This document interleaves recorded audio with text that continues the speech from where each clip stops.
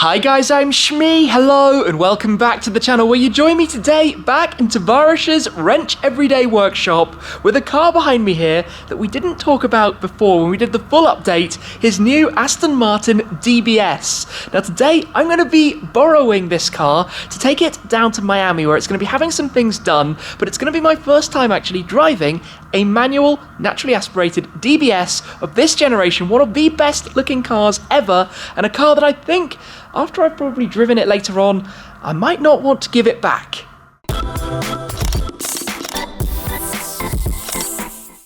First thing I've got to say is this looks awesome. Freddy is basically James Bond spec.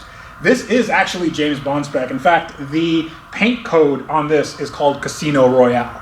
So in the movie, he had a black interior and this paint code, and it was a 6-speed manual. So this is literally James Bond's car. So hopefully you feel like James Bond when you're driving. I think that's going to be the case. I cannot wait, actually. My dad used to have a manual V12 Vantage, which is, of course, 6-speed manual, shares the engine, 6-litre or the 5.9 litre, perhaps I should say, naturally aspirated V12. Yes. But there's something about the DBS. It's one of the most stunning cars out there.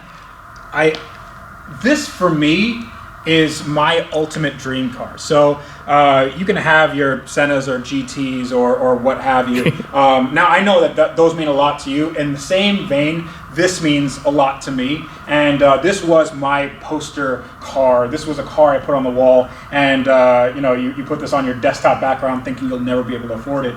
And lo and behold, now I have this in my garage. Now this is a little bit of a driver. This is not like a museum quality showpiece. It does have some miles on it, but it looks great, and I can't ask for anything better than this thing. I think you're being slightly discrediting it there. It's only 30,000 or so miles. Yeah, it's like 30, 31, 32. And it's in pretty nice condition. For walking Aston around. Martin, that's like 200,000 miles. And considering some of the projects and cars that you acquire, sure, this is in. Yeah, this one hasn't been underwater and it hasn't exploded. It wasn't upside down. This is actually like a pretty decently sorted car. It has a few issues that need to be addressed, but they're cosmetic, and hopefully they're cosmetic. I don't want to say anything now and then you go in the video and there's a huge engine fire or something. In 10 minutes I give you a call of, Freddy, we have a little problem. Sort of, there's an issue with the engine. It sort of doesn't work anymore. No, I love this. A lot of it is carbon fiber. This car is lighter than the DB9, and it's supposed to have a little bit more power than DB9. This has 517 metric horsepower.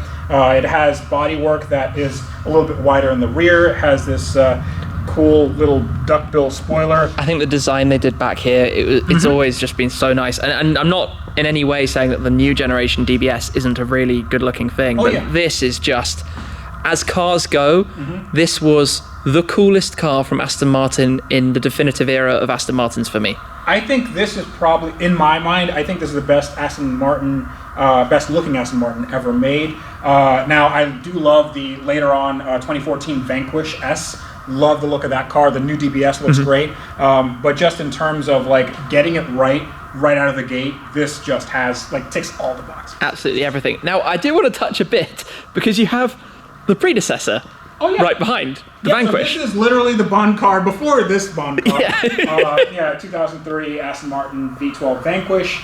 And this actually, this is its habitat. So it sits in garages and looks really good. Now, if you try to drive this, it's not actually that fun. It's okay.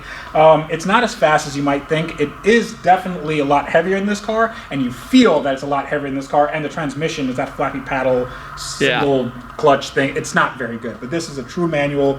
It feels light on its feet. It has the biggest brakes that Aston Martin had at the time, these giant carbon ceramic rotors, which was like a game changer back then, because back then they only had the carbon ceramics that were like an on-off switch, like with the SLR. So this is actually like a usable car. In fact, I have been driving this every single day for the last few weeks.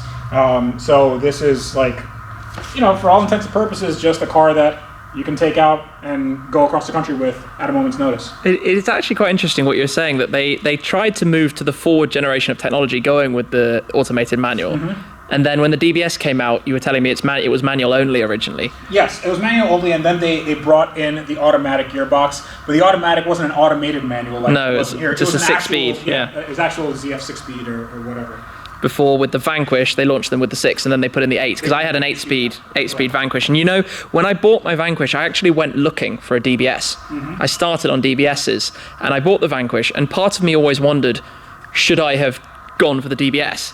Well, I mean, right now, if you're looking for a car that is due to appreciate, this is the one to get, because I saw one at Amelia Island last year that was a Storm Black, and it had 7,000 miles, and I think it went for somewhere around $140,000, which is, I mean, I paid a lot less for this, and they aren't making any more manuals, at least not V12 manuals. I know that they have like a certain run of AMR or whatever.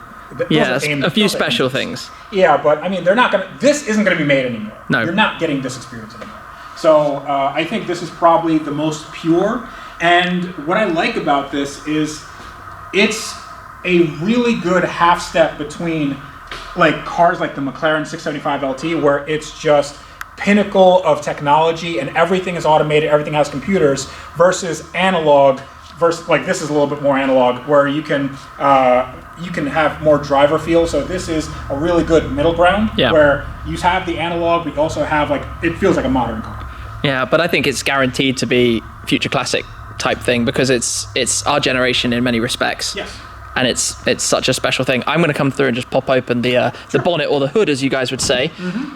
Show you the interior. 6-speed shifter down here somewhere. I'm going to make a fool of myself. There we go. Pulled it. Because under here is one of the coolest power plants, the same power plant that I came out to visit you with a year ago. Actually, very slightly different. So the car that you brought last time was a V12 Vantage S, which has the same 6.0 or 5.9 liter V12, but that makes 565 horsepower. This makes a little less. I don't know what they did to that. I don't know if it's like cams or variable valve timing or something, but the S ones, those were the ones with a little bit more power. That would also be the Vanquish and Vanquish S motors. This is the V12 Vantage, the original V12 Vantage in 2011. This is the same engine. Yeah, which looks brilliant with the light-colored top. I always thought it was one of the best looking engines. I think so too, but the problem is it's a light-colored top, but rainwater gets in through here, and you end up getting like just kind of dirty bits over here. It's not, you know, it's cool, but then, you know, maintenance on something like this, if you have to work on it, it can get a little bit dirty. Well, really, really cool.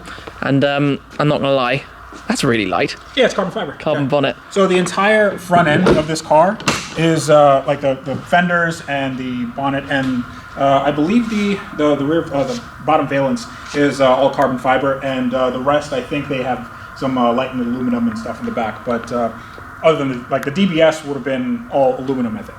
So, the DB9 rather would have been all aluminum. Yeah, definitely. So my only fear right now is taking this car for a drive down towards Miami for some things to be done with it.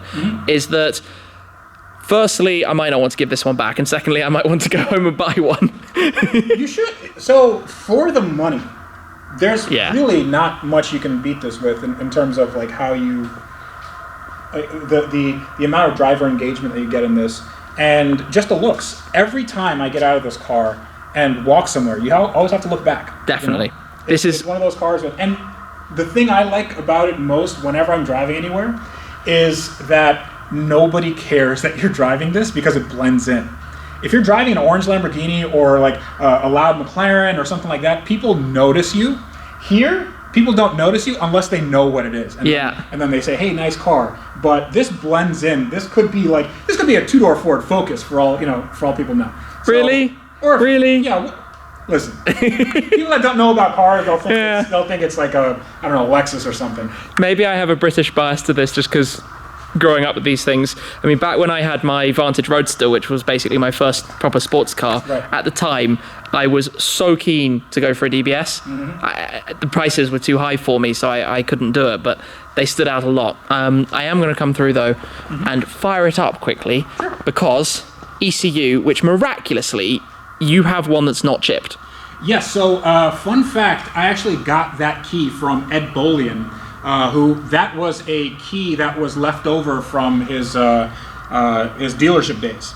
So this car, I never got a crystal key. Ah, you just had the I plastic. just had the plastic valet Okay. key. So what I did is I took apart that valet key and I took the guts out of that and I just swapped them over, and now everything works. Perfect. Yep. Well, it's very nice, and it goes straight in the middle. The emotional control unit, as they call it. So 3 pedals. Let me pop this in. Let's take a listen. Beautiful. I'm going to take a listen to this from the outside, the startup of the V12. And of course, it has that all-important valve pulled out, which means that you don't get the exhaust valves and you get added noise. This is such an elegant car with a brilliant soundtrack. I tell you what, it is good to be back in a V12. The sound of this car is so epic, and the feel of a proper manual gearbox. Yes, it's very much GT. The DBS is a GT, it's not like the Vantage.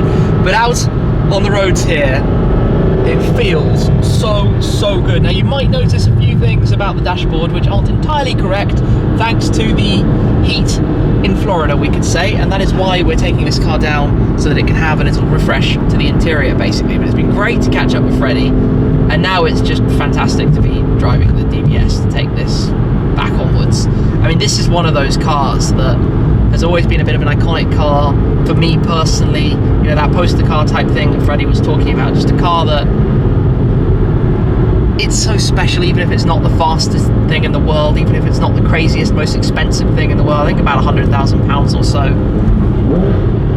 The combination of the soundtrack with the look and feel, and in fact, I'm just going to slow it down a touch. I'm going to open the window as well, just to hear some of this.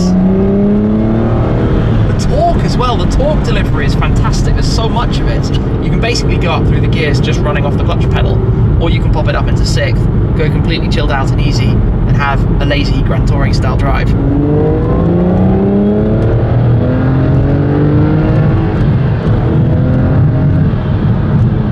This is a cool bit of random coincidence. Coming past us right now is an Aston Martin DB11. That's good fun. He gave a nice little wave as well. Looks good in the white out here. That's actually really quite cool. At the time we're out driving in Tavarish's DBS, we see the DB11, which wasn't kind of a direct replacement of this. This was replaced by the Vanquish, which, like I said, I did have I ran it for about half a year or so. It wasn't ages, but some shuffling around in the garage at the time. But obviously, an Aston Martin V12 like this is a very different thing. I say obviously, it's not necessarily obvious unless you've seen some of my older videos, to the Ferrari V12 engine, because this is that lazier, deeper, torquey grumble, whereas the Ferraris are more the boisterous, shouty, screamy, noisy things. They rev up much faster, and it's just a different driving style. Those are more, let's say, sporty, whereas this is just really comfortable and chilled to drive, but with that going on in the background, which just sounds brilliant. I gather that this is basically the one day of winter that Florida gets. It's actually been quite cold today. We have a lot of clouds out, the sun is quickly disappearing. It is that time of year after all. But driving the DBS is actually really cool. It's a car that's, well, it's much, I would say, more lazy than I expected. Obviously, it's not intended to be a sports car, it's a Grand Tourer, but you feel the weight of it. The steering is very heavy, despite the fact, of course, that it has all of this carbon fiber bodywork. Yes, it's lighter, therefore, than the DB9 and some of its siblings in the lineup at the time. Remember that this car is now over a decade old. This is a 2009. It's a car, though, that I've always looked at and thought is just a stunning, stunning thing. And the combination of those looks with a 6-speed manual gearbox, with the naturally aspirated V12, just makes for a package that we won't see again. We won't be able to drive cars like this going into the future. So it does get me thinking how cool one of these would be in the garage, in silver, I'm sure, alongside the GT8. Obviously, both manual Astons from what I would say was really their golden era. This era of the new generation, or sorry, that generation of new Vantage and the new DB9 and all of the different variants that were spawned along the way, from the DBS to the Virage to the Vanquish, obviously to the GT12 and the GT8 and all of the different models as well. They're cars that are so stunning but then made a little bit sportier like this. And I think it's a really, really, really cool thing.